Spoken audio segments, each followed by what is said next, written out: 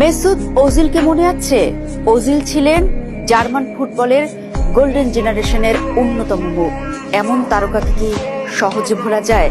সৃষ্টিশীল পায়ে যেসব কীর্তি গড়েছেন তিনি, তাতে ইতিহাসে চির অম্লান থেকে যাবে তার নাম। বিশ্ব ফুটবলের অন্যতম সেরা প্লেমেকার হিসেবে তার নাম আজও শ্রদ্ধার সাথে উচ্চারিত হয়। 2010 বিশ্বকাপে তার অসাধারণ পারফরমেন্স গোটা বিশ্বকে মুগ্ধ করেছিল। এরপর 2014 বিশ্বকাপে তিনি ছিলেন জোয়াকিম লোর দলের গুরুত্বপূর্ণ সদস্য। সেই দলই ব্রাজিলের মাটিতে বিশ্বকাপ জিতে ইতিহাস করে। কিন্তু যতটা আলোয় ভরা ছিল তার ক্যারিয়ার, শেষ অধ্যায়টি ছিল ততটাই অন্ধকার।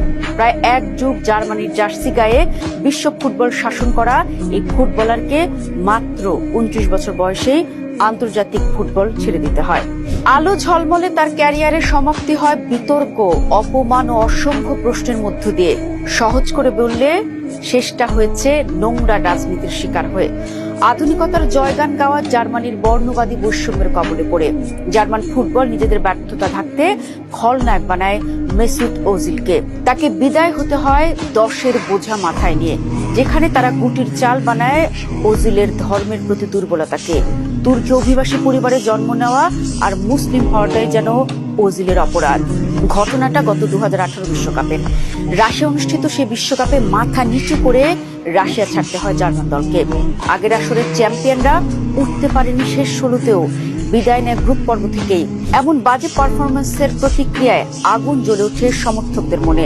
রাস্তায় নেমে আসে তারা। বিক্ষুব্ধ সমর্থকরা এক হয়ে বিক্ষোভ শুরু করে জার্মান ফুটবলের বিপক্ষে। ফলে তখন দায় এড়াতে লজ্জাজনক চাল চালে জার্মান ফুটবল। দর্শক, এখানে ছোট্ট একটা ঘটনা মনে করিয়ে দেয়। 2018 সালের বিশ্বকাপের আগে তুরস্কের প্রেসিডেন্ট রিসেপ তাইপ এরদোয়ানের সঙ্গে ওজিলের একটি ছবি তোলাকে কেন্দ্র করে শুরু হয় তীব্র বিতর্ক। ছবিটি রাজনৈতিক বিতর্কের রূপ নেয়।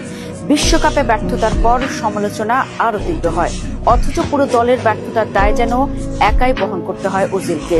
রাশিয়া বিশ্বকাপের গ্রুপ পর্ব থেকে জার্মানির বিদায়ের পর সব দোষ এসে পড়ে ওজিলের ঘাড়ে।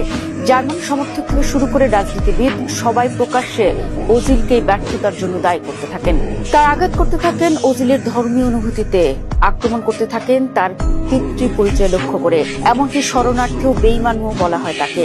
যে অপমান সহ্য করতে পারেননি ওজিল, টুইটারে হঠাৎ ঘোষণা দেন অবসরের। সেই সাথে উগরে দেন তার ভেতরের ক্ষোভ, দুঃখ, অপমানের জ্বালা। একই সাথে জার্মানির হয়ে তার আবেগ, অনুভূতি, ভালোবাসার কীর্তির কথাও তুলে ধরেন।